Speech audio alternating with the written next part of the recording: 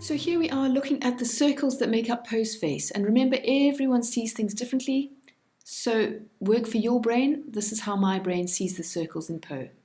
A big oval for his nose and muzzle. And then this one for the top of his nose. Another concentric one like this for the dark part of his nose. And finally this one which maps where his eye or his mouth curves. Then if I look at his eyes, there's actually a little part of Poe which does this at the top. So I see the circles for his eyes as concentric ones again, which go right up to the top of his head and touch on his nose so that I've got something to measure with. Then I've got this one here, which again touches on the inner part of his eye and nose, his eyeball here, his iris, his pupil. Similarly on the other side, this one which goes up and gives us the shape of his head. Then we've got his eye patch, we've got his eyeball, his iris and his pupil.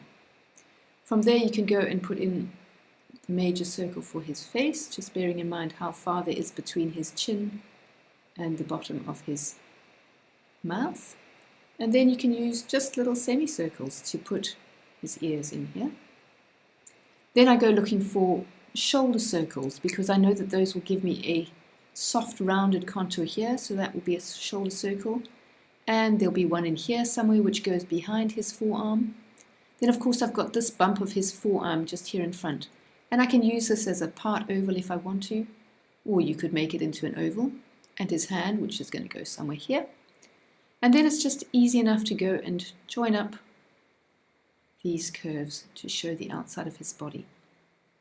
Of course, you can go and put in little details like the tips, the hair on the tips of there.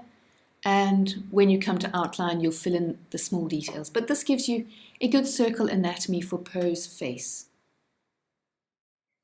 If you look at many pictures of Poe, you'll notice that his face, and particularly his eyes, are extremely expressive. And the shape changes with his expressions. So should we be worrying about that?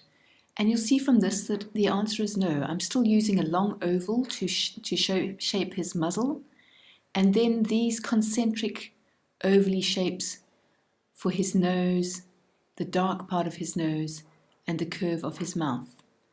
Then again I go to his eyes and you can see there's this deep frown here, so I'm still using a circle which just touches on his muzzle circle here, and now he starts to look a little bit more like a bandit. But again, I've got concentric ovally shapes here, and for his eyeball, for his iris, and for his pupil.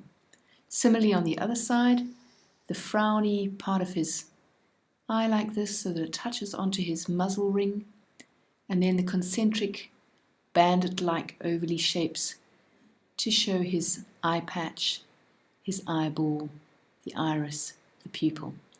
Then you can see we're looking at his head from a different angle, so we've got this little pointy bit here, and then his face is more of a, what is this? I guess he looks a bit like a turnip now, doesn't he? So we need a very sketchy shape to get that turnip shape. And then his ears, with the narrow part where they attach to the head, they're more like little balloons now, I guess. And there we have his face from a different angle. Then you can start to see the circles in his body. So here we've got, there's a shoulder coming in here and a shoulder coming in here. You've got his belly circle like this.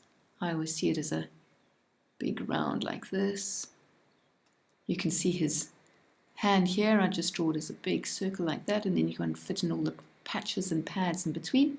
And then he's got this enormous, heavy forearm here. Don't be afraid to let your circles overlap. If you don't let your circles overlap, it's really difficult to be able to see them. So there you have it, Poe from a different angle with his eyes all piercing and frowny.